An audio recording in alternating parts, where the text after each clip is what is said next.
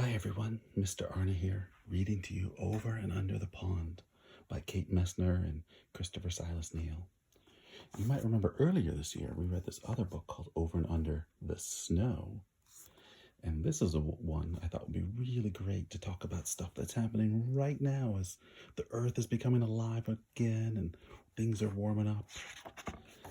And if you visit any kind of little puddles or bodies of water, you'll see a lot of the stuff that's in this book. And it says, over the pond we slide, splashing through lily pads, sweeping through reeds. The water's a mirror, reflecting the sky, sunshine and clouds, and then a shadow below. What's down there, I ask. Under the pond, Mom says. Under the pond is a whole hidden world of minnows and crayfish, turtles and bullfrogs, and we're paddling over them now. And over the pond we skim past tall rushes, whirligig beetles loop and twirl, skaters on a warm summer surface. And under the pond, minnows dart through waving forests of grass, while a brook trout lurks, ready to lunge. And over the pond we lift and dip and pull past a row of painted turtles on a waterlogged tree. 1, 2, 3, they slip off and away and splash, gurgle, sploosh under the pond. And over the pond, cattails rustle and shush in the wind. Listen close, cooklery!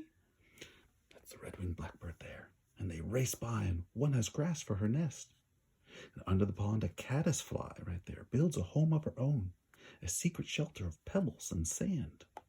It's crazy. These little animals, they glue rocks to them, and it looks like a little thing of rocks just sliding along the bottom. I wonder if you guys have ever seen them. And over the pond, the shadows of trees lean out from the shore, and we coast under a long, low-hanging branch.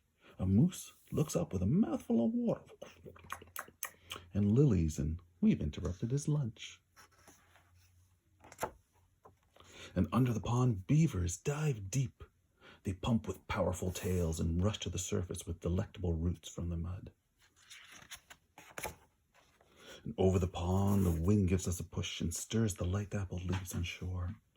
And there on a branch, a new goldfinch teeters, ready to fly. And under the pond, tadpoles are changing, learning to hop.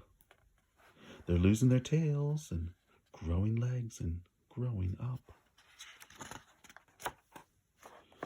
And over the pond, there at the shore, tall and silent and still, a great blue heron stares down into the deep. It tenses, takes one long-legged step, and strikes!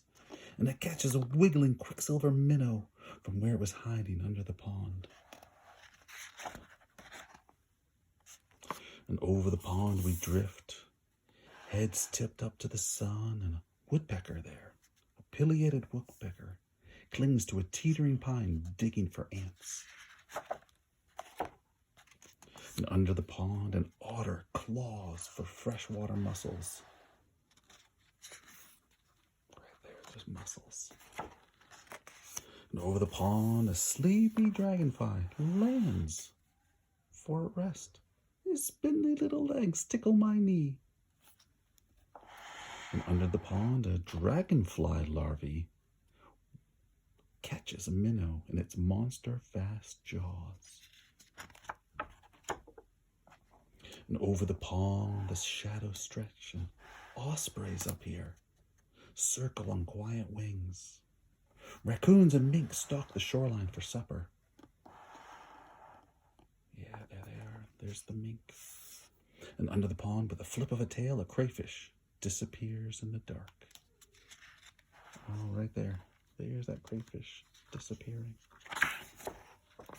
And over the pond, we head for home. We glide, swish, bump, right up onto shore as a far-off loon calls goodnight.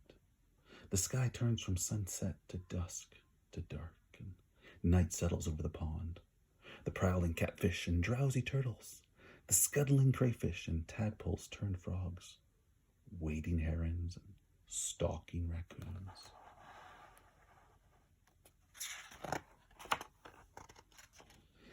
hidden world under the pond. And that's the end. It tells a little bit about the other animals that we saw in here. The whirligigs, the brook trout, the peanut turtles, the red-winged blackbirds. Oh my goodness, so many animals. Caddisfly, moose, beavers, goldfinch, tadpoles, bullfrogs, great blue herons, pileated woodpeckers, river otters, dragonflies, ospreys, raccoons, mink, and catfish, and crayfish. And all those minnows lurking and sneaking and darting over and under the pond. Catch you all later.